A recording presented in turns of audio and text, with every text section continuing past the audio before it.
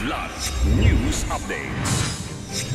Mga balita ngayon, 887 na boto ng mga tao natagpuan sa Taal Lake ayon sa DOJ. Mga reklamong kriminal na inihain ni Charlie Atong Ang kay Patidongan ibinasura ng DOJ. BOC nakasabat ng 13.2 million pesos na smuggled na carrots sa Port of Manila.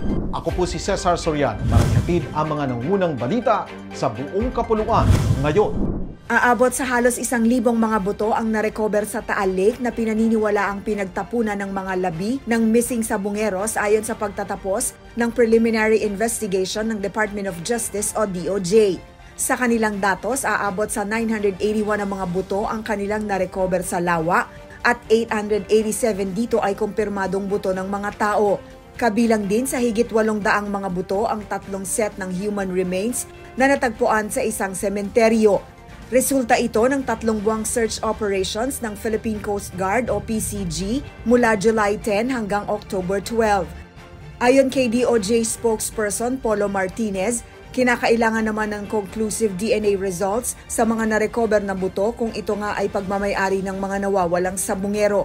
Dagdag pa nito na nakakolekta na rin sila ng 33 reference DNA samples mula sa mga pamilya ng mga sabungero at hinihintay na lang ang resulta ng DNA cross-matching.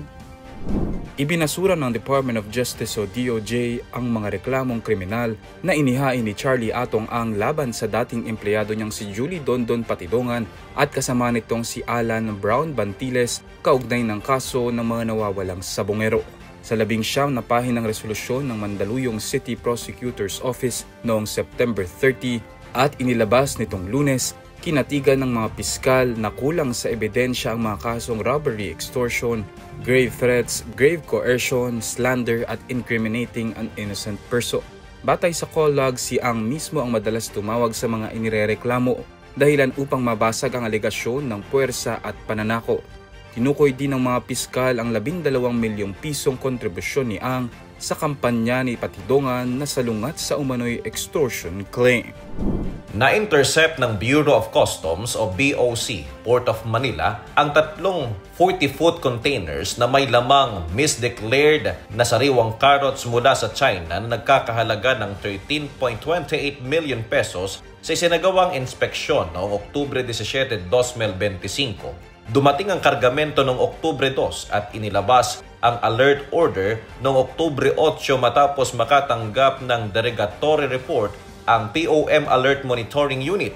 Sa pisikal na eksaminasyon, natuklasan ang 53,283.88 kilos na carrots na idineklarang bathroom fixtures, napkins at storage boxes. Ininspeksyon ng mga opisyal ng BOC kabilang si Assistant Commissioner Vincent Philip C. Moranilla ang nasabing shipment ngayong Oktubre 22, 2025. Isasampa ang mga kasong paglabag sa Section 1400 at 117 ng Customs Modernization and Tariff Act o CMTA dahil sa misdeclaration at kawalan ng import permits, kalakip ng Section 1113 na may kaugnayan sa pagkumpiska ng mga kontrabandong kargamento. Pinag-utos na rin ang pag-issue ng warrant of seizures and detention laban sa naturang shipment. Ako po si Cesar Sorian, kasama nyo sa bawat pagputok ng balita.